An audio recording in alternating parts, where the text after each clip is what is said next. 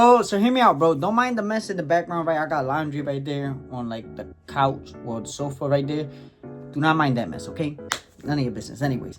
But right. So the other day, I'm sitting down and I'm looking at my safe, right? And I'm looking at my ARP and I'm like, damn, bro, I want to build my own AR. Like, it's been a goal. Like, all last year, it was a goal to like build my own AR, and I couldn't because we had some trip ups and troubles and whatever the case may be, right? But let's say this, right? I bought 2 upper receivers, which, by the way, if you're gonna build an AR, don't start with the upper receivers, because the upper receivers, bro, is like, it's like so lame. You know what I mean? Like, I'm sorry to break it like that, but it's like super lame, bro, because everything already just come like basically pre-built, if I could say that, right? Well, it's like whole pieces. Feel me? Like, for example, let's say like this receiver. This is like one of the most expensive receivers that I bought. It's maybe like $110, right? And yeah, it was a strip receiver. I had to buy one of these because for some reason the one that comes with it and with the bolt assist, bro, that shit bro out of stock. So I basically had to separately buy everything. Feel me? So these are the things I bought for this receiver, right? Now, as you can see, this is an AR-15 receiver. I could always make it a 300 blackout. I could always make it a 5.56/223, right? I could make it multiple different rounds. I don't know what I'm going with. I don't know barrel length and all that yet. That's why I went with a strip receiver, right? But let's say, for example, this was super easy, right? Just put the pin in through there, right? Put this on, put the spring on. Look for the way to twist the spring so it could latch onto there and onto here, and that way you have this little like spring loaded action. Boom. And then literally pass it through here, put this little clip right there. But a lot of times they'll come with it already on, but right. And then the damn handrail, at least in this case, I got the barrel nut or whatever you want to call it, the barrel nut, barrel bolt, whatever the hell you want to call it, holding it onto here. So it's like my little hair. But when you got the handrail will hold it into place, right? But what I mean is like everything is like simple, bro. Once I got the barrel, right, and through the barrel I search up the gas block, and the size, it'll go through here, and then bolt carrier, charging handle, and this will be done. Literally, this will be done. That's why I say this is like the boring, like the most boring thing to start with. And why I started with this, I don't even fucking know. But I bought 2, right? So I bought this one for one something. I bought this one for like $45, right? This one for $45. I got an OE from my other ARP. I got the OE charging handle. I don't know if I'll be going with this, right? But I probably will. I probably don't. I don't know. I'm not sure yet. But it's this style, so it's like OE. This is the rail that was on my ARP, 10-inch rail. I might keep it on here. I might change it. I don't know, because I still don't got an idea or a vision of what I want to build, because I thought of like a little micro build for one of these. I think it'll be cool and fun to just like play around with. Well, not play around with, but you know what I mean. I was thinking of a rifle build. I was thinking of like a semi-expensive, like anybody could afford, and then a cheap build that everybody could afford. You know what I mean? Anybody could afford, everybody could afford, or just like going all around expensive. So if I was to cheap out on this, now here's the thing I'm scared of, right? There is some cheap, I tell you this, cheap bolt carrier groups, bro. But they're like scary cheap. You know what I mean? Like they're $60, bro. That's scary cheap. Like, don't get it twisted. Like a damn, what is it? An Aero Precision bolt carrier is like $160, $190, depending on whichever one you go with. Which is the one that I will be using for this one. If I was to go like semi-expensive build, like a moderate build. But just like cheaping out like $60 cheap, bro, that's scary, bro. Being honest with y'all, that's scary. Just let me know, because 9 times out of 10, what I've searched up and I've heard is like it'll break. You know what I mean? Like the pins within it, or like within the piston or whatever the case is called, right? It'll just break. But then at the end of the day, that'll be a waste of money. You know what I mean? But I mean, at the end of the day, it'll show something. The scariest part is like it go boom. Feel me? Like the whole thing. But I doubt it as well, because for it to go boom, that means something got to be obstructing the barrel, you know what I mean, and containing the pressure, and then looking for the weak spot to escape, which will be 9 times out of 10 it'll be the you know, the bolt carrier group. But then again, if it's cracked, damaged, and you know I shoot around, I might break it, so it might still go boom. You know, break a magazine, max, like, you know, I'm like, if I go cheap, I'm hoping for the best, like, you know, not the worst, because I don't want nothing flying at me and mock shit, you know what I mean? But yeah, I don't know what to do with those.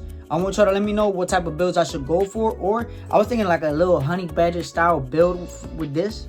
If not a honey badger, like a PSA Saber style build.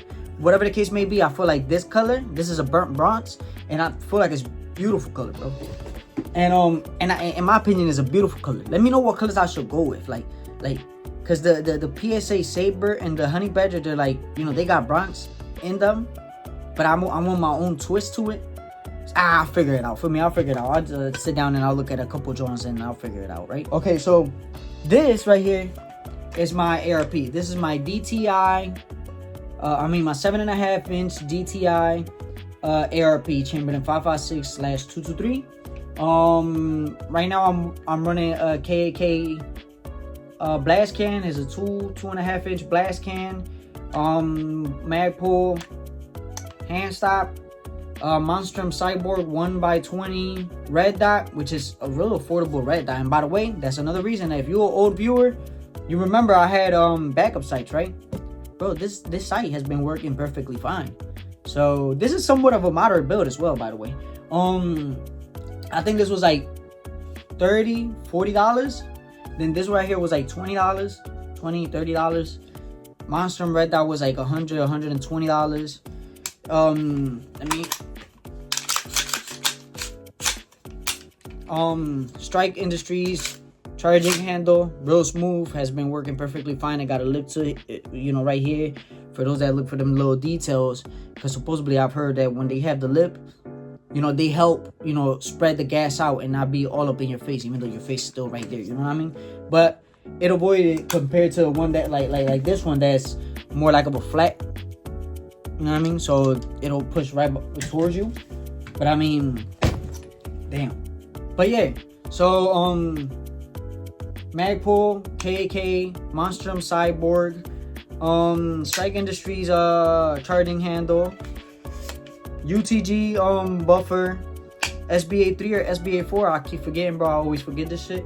And yeah, bro, this right here, bro, is like super hard, bro. I don't know if I gotta oil it up, lube it up or something, bro. But look,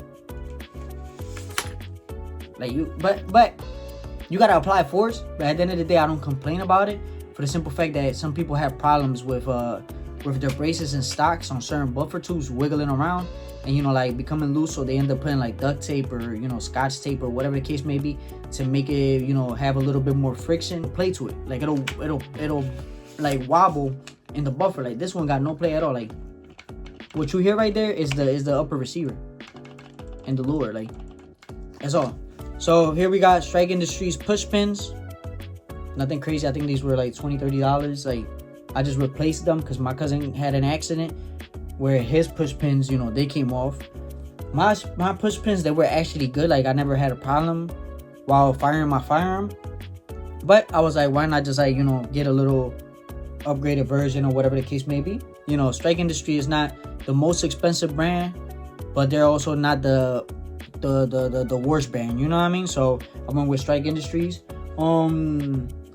And Mission First Tactical grip right here, which is a little bit more of like in a straighter angle compared to the OEM one that had, you know, comes in like a, what is it, like a 45-degree angle, whatever the case may be. And I like it because when it's like this, bro, it looks suppressed, but it's not suppressed. I feel like, bro, it looked pretty good. It looked pretty good, you know. I run like, this is hold up, Elite Tactical mags. They're not that expensive. They run between $7 to like $12. They're not bad. I started running these mags because somebody told me that for some reason plastic mags run better than metal mags, right? But then I've also had people tell me plastic mags will wear out faster than metal mags. But whatever the case is, right? Mags are mags. They're gonna go through wear and tear, and it is what it is, right?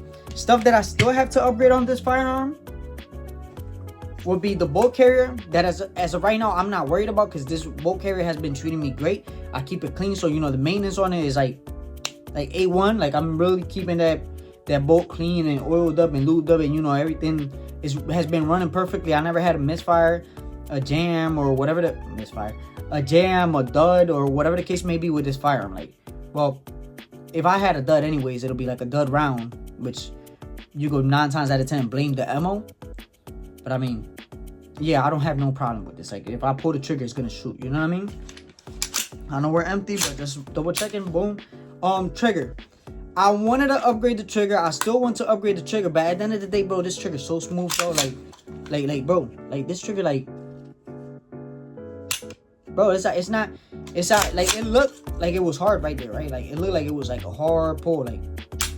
But I mean, at the end of the day, bro, like, it's a, like, once you bring it back a little, like, that's it, bro. That's wall right there, like, bro, like, they got no play at all, like, literally, bro. Like, you'll be right there on target. Like, the porting is not, you know, all that crazy, you know what I mean? And I love it. I enjoy it. And yeah, let me know what y'all think about this. My DTI ARP. I think this is final form. I think I'm gonna keep it like this. I'm not gonna change it or nothing like that. But let me know what I should do with these upper receivers. Give me some suggestions on some parts, right? Parts that you think that work better than others. Oh, by the way, I don't know. Bro, what y'all think about these barrel bolts? Like this style. Because I've seen multiple different styles of like barrel bolts, right? Or I mean barrel nuts, or whatever the case may be. This is the most common style, I believe. Right? This is like the most common style. Let me know if these work great. I'm not sure, because I've seen different styles, and I've seen people using the one that has like a little star pattern to them. But let me know. Let me know, because if not, if it's all the same bullshit and they'll all hold up, you know, the same way. I know some of these, they do prevent the handrail from like shifting when you're shooting it, you know, from like you know, shifting a little, which could fuck up your sights if you got iron sights. But some of them may become loose, and whatever the case may be. But let me know what I should do with these rails. Should I do a rifle, a micro, a cheap, expensive? I don't know. Let me know down in the comments below. This is not staying here.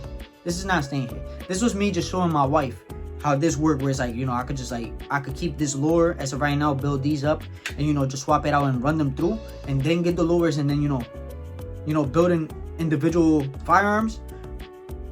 Or, you know, I don't even know, to be honest. But let me know what y'all think about my DTI ARP. Let me know what y'all think I should do with those. Bro, I love this drone, bro. It look like I got a little suppressor, but it's not. It's a blast can. But, oh, by the way, a lot of y'all gonna be like, oh, you see the cuts? Like, it's not centered, you know, they're not. Bro, that's all the way tightened, bro. Ain't no more tightening, bro. Ain't no more tightening. But I mean, it don't obstruct nothing. Like, you can literally see, well, you can't see it, but it don't obstruct nothing. It look freaking good in my opinion. Y'all let me know what y'all think. Besides that, I'm glad to be back on YouTube.